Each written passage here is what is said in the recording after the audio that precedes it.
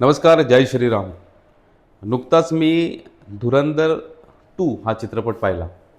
बऱ्याच लोकांच्या प्रतिक्रिया पाहिल्या या संदर्भात. अनेक लोकं म्हणत आहेत, की हा प्रोपगेंडा आहे, हा एक विशिष्ट प्रचार केला जातो आहे. पण हा चित्रपट खऱ्या अर्थाने प्रोपगेंडा असं मला अजिबात वाटत नाही. हा चित्रपट पाहिल्यानंतर एक लक्षात येतं, की इट्स अ प्राईड. हा एक अभिमान आहे आपल्या डिफेन्स सिस्टमबद्दलचा.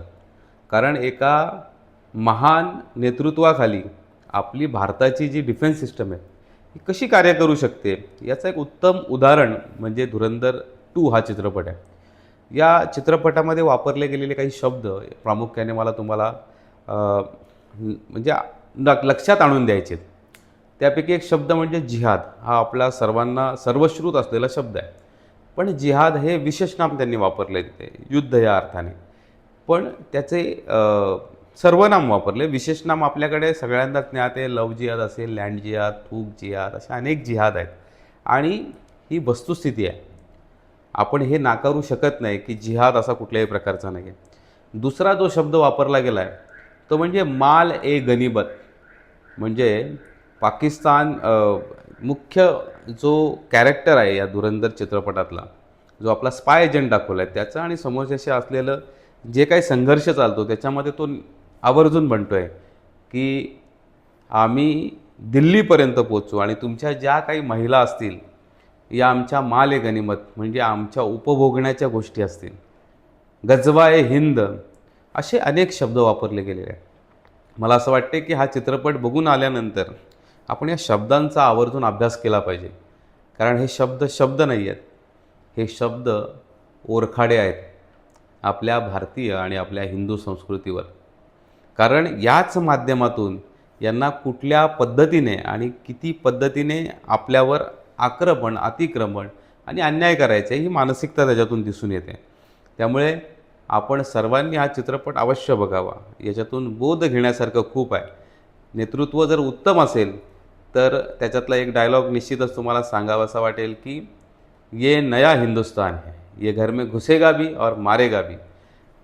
एक लक्षात घ्या, आपला स्पाय एजंट, आपला गुप्तचर एखाद्या परकीय देशात जातो, पाकिस्तानसारख्या देशात आणि तिथल्या मेनस्ट्रीम पॉलिटिक्समध्ये असं काही स्थान बनवतो, की तिथलं राजकारण हलवतो आणि तरी देखील त्यांच्या लक्षात येत नाही. भारतामध्ये झालेली नोटबंदी याचं मुख्य कारण मोदीजी सातत्याने सांगत होते, की नोटबंदीचं कारण हे परकीय शत्रूंना दूर लोटण्यासाठी, त्यांच्यावर मात करण्यासाठी किंवा जो काही का ज्याला आपण काळा धन किंवा जे अवैधरित्या जो पैसा ठेवलेला आहे, त्याच्यावर ठेवण्यासाठी आपण नोटबंदी केली होती. पण उत्तर प्रदेशचं राजकारण हे फेक करन्सीवर कशा पद्धतीने फिरवलं जाऊ शकतं, हे देखील या चित्रपटातून आपल्याला बघायला मिळतं.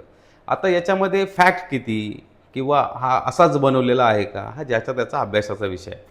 आपण Google केलं किंवा वेगवेगळे संदर्भ जर पाहिले, तर याच्याबद्दल आपल्या लक्षात येईल. 60,000 कोटी रुपये खोट्या नोटा या आपल्या भारतात येणार होत्या आणि त्याच्यातून या भारताचं राजकारण कशा पद्धतीने हँडल केलं जातं आणि इतकी वर्ष भारत कसा गुलाम होता, या फेक करन्सी आपण सहज बोलतो. म्हणजे मित्र जेव्हा आपण चर्चा देखील करतो ना, तेव्हा असं सहज म्हणतो, की काँग्रेसच्या काळामध्ये पैसा जो होता ना, हा मार्केटमध्ये फिरत होता.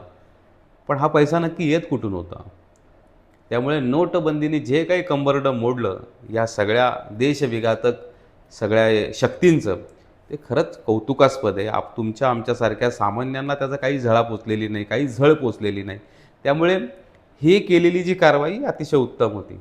आपण अवश्य बघा चित्रपट आणि एक देशाभिमानी, धर्माभिमानी आणि या देशाची संस्कृती टिकवणारा एक सच्चा भारतीय म्हणून जर तुम्ही हा चित्रपट जर पाहिलात, तर निश्चितच तुम्हाला तो भावेल.